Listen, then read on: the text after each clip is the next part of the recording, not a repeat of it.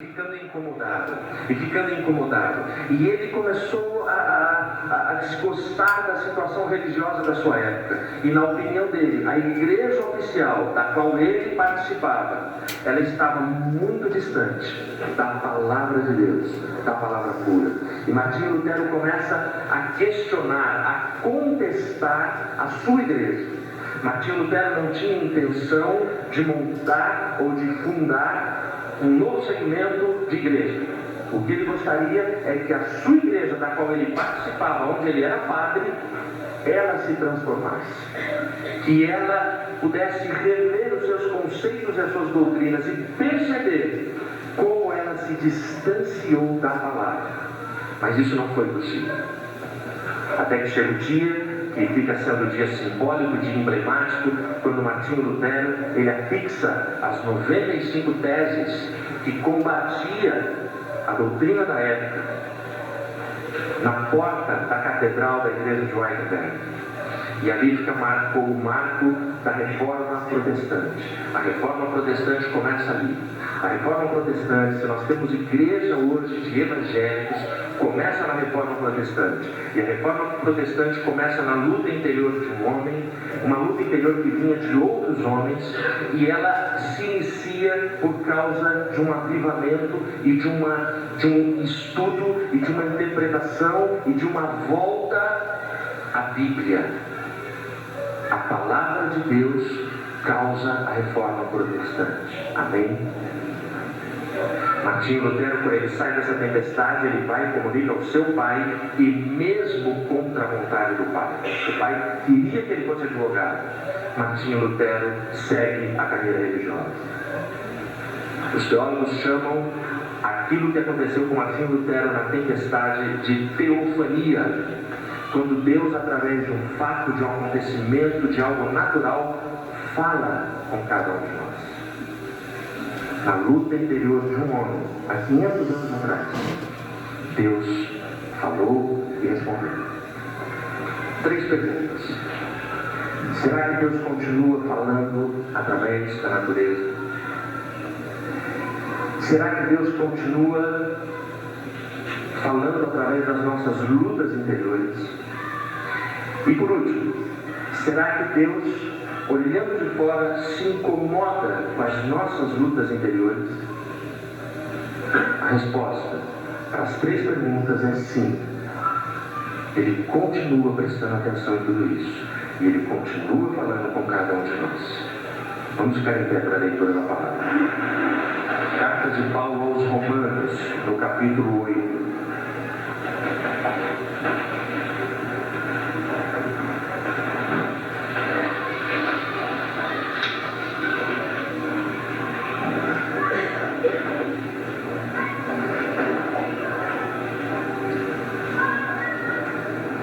Em nome de Jesus, capítulo 8 de Romanos, do versículo 22 até o 27.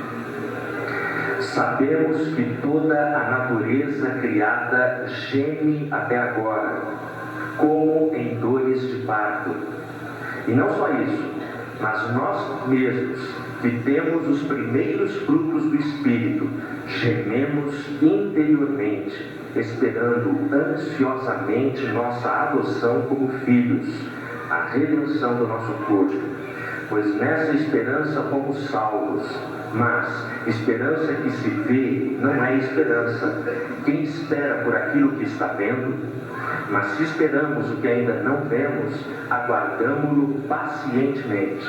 Da mesma forma, o Espírito nos ajuda em nossa fraqueza, pois não sabemos como orar. Nosso próprio Espírito intercede por nós com gemidos inexprimíveis. E aquele que sonda os corações conhece a intenção do Espírito, porque o Espírito intercede pelos santos de acordo com a vontade de Deus. Amém? Esse texto que eu li para você, ele apresenta 3 gemidos. Ele fala de lutas interiores. Vamos orar. Pai, glorificado e exaltado seja o teu nome. Santo, santo, santo és tu, Senhor. Eu peço em nome de Jesus tua graça, tua misericórdia, teu poder, para que a tua igreja seja alimentada e edificada. Senhor, a tua palavra é importante demais. A tua palavra é preciosa demais, a tua palavra é poderosa demais, para que ela fique indiferente nos nossos corações. Por isso eu clamo em nome de Jesus, que o teu Espírito Santo, Senhor, amoleça os corações, que o teu Espírito Santo, Senhor, vença barreiras, friezas, multidões nos corações e fale com o poder da tua igreja nessa manhã. Continua conosco, ó Pai, perdoa os nossos pecados em teu nome, para a tua glória, para o teu louvor eu oro. Amém, Jesus. Todos podem se assentar. O primeiro gemido que nós encontramos nesse texto está no versículo 22. É o gemido da natureza. Sabemos que toda a natureza criada geme até agora, como em dores de parto. As irmãs que me ouvem conseguem entender melhor essa expressão do que nós homens. Dores de parto. E esse é o exemplo, é a figura que o apóstolo Paulo encontra para explicar o que está acontecendo na ordem natural das coisas. Para a gente entender melhor como é que Paulo começa esse pensamento dele, eu vou ler aqui do versículo 18 até o 21. Considero que os nossos sofrimentos atuais não podem ser comparados com a glória que em nós será revelada. A natureza criada aguarda com grande expectativa que os filhos de Deus sejam revelados, pois ela foi submetida à inutilidade, não pela sua própria escolha, mas por causa da vontade daquele que a sujeitou, na esperança de que a própria natureza criada será libertada da escravidão, da decadência em que se encontra, recebendo a gloriosa liberdade dos filhos de Deus. A gente vive na nossa natureza o que a revista Veja chamou, numa das suas últimas capas, de apocalipse já. As águas que são potáveis, aquelas que a gente pode consumir, elas estão escasseando em todo o planeta. E é uma situação alarmante que as grandes nações não sabem mais o que fazer e como fazer. Até sabem, mas não existe vontade política e econômica para ser feito. Essa coisa que você ouve frequentemente nos telejornais sobre camada de ozônio, efeito estufa, tudo isso ataca diretamente a natureza da qual nós dependemos para a nossa vida. O derretimento de grandes áreas de gelo está cada vez mais acelerado e o mar subindo. Por conta desse mar que está subindo, a previsão mais otimista é que em 30 anos algumas cidades sumirão, cidades que estão à beira-mar, porque o mar vai subir, não tem como ele não subir, porque o derretimento tem sido muito rápido, fora do normal, fora do projetado por Deus no seu reloginho, no seu sistema perfeito que é o planeta Terra. As áreas desérticas, elas aumentam também absurdamente. As queimadas são absurdas. Essa semana, uma reportagem que eu estava assistindo, você deve ter visto também, sobre pinguins chegando nas nossas praias. Mais de 1000 pinguins sendo recolhidos e tratados, e eles, por causa do óleo dos navios, entram na sua pele, e o pinguim, se não for tratado, morre de frio. Já pensou isso? O pinguim, eu nunca pensei que pinguim pudesse morrer de frio, mas porque o óleo tira a proteção que ele tem através da sua pele. Para você entender um pouquinho mais sobre essa natureza que está gemendo e geme a cada dia, o homem já não controla mais as coisas, as catástrofes naturais que a gente assiste, enchentes, tsunamis e mais uma série de coisas. Esses dias eu tive um exemplo assim, bem simples, mas surpreendente. A minha sogra, ela comprou uma calopsita, que é aquele passarinho. Todo mundo sabe o que é calopsita? Levanta a mão, deixa eu ver. Muito bem. calopsita. E deu o nome, é macho. Deu o nome de Poli. O Poli. E o Poli está lá na sua gaiola. E as crianças brincam com ele, a gente brinca, ele vem na nossa mão, tal, grita. Só que o Poli começou a ficar estressado. Ele começou a gritar na gaiola e a se jogar contra a grade. Mas se jogar revoltado, gemendo. Como ele é ele, não é ela, não são dois de fato. Imagina. Minha sogra, desesperada, não sabia mais o que fazer, foi até o veterinário. O veterinário examinou e disse para ela: ele está num estado terminal de estresse. Estresse. A ave estava com estresse. Depressão. Precisando de um psicólogo para cuidar dele. Minha sogra perguntou: ok, ele está com estresse. O que eu faço? Qual a solução?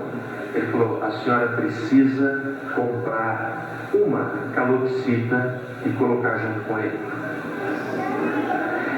Ela comprou a calopsita, colocou o nome de Suzy.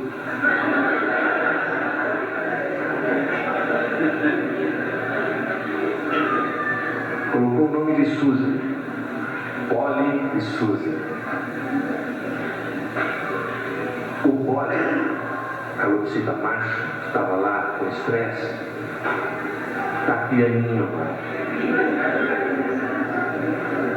está calmo, sossegado, feliz. Porque ele não foi criado para viver sozinho. Percebe?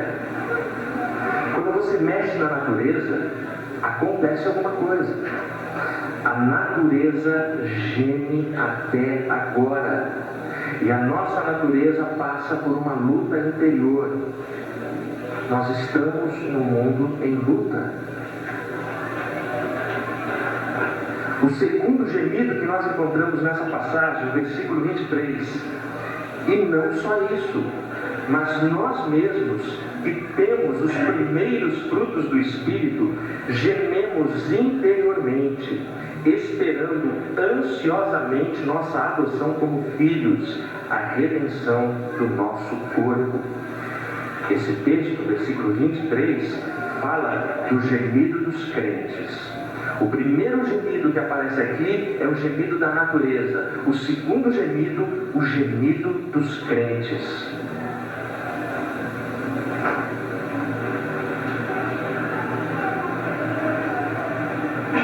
Um dos casos que mais me impressionou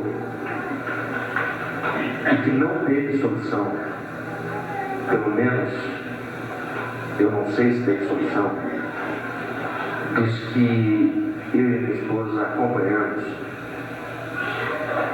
é de uma garota que ela dizia assim: ninguém sabe, pastor, o que eu estou passando. Todo mundo na minha família, no meu trabalho, todo mundo na minha igreja, todo mundo por onde eu ando, acha que eu sou a pessoa mais feliz do mundo, porque eu sou educada, eu vivo sorrindo, eu sou comunicativa, eu ajudo as pessoas. Pastor, mas eu estou morrendo. Isso é gemido. Isso é gemer.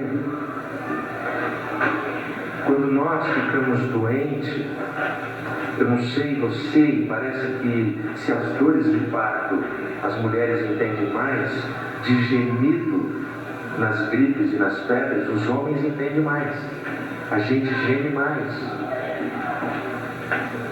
Em casa, eu e o Mateus gememos.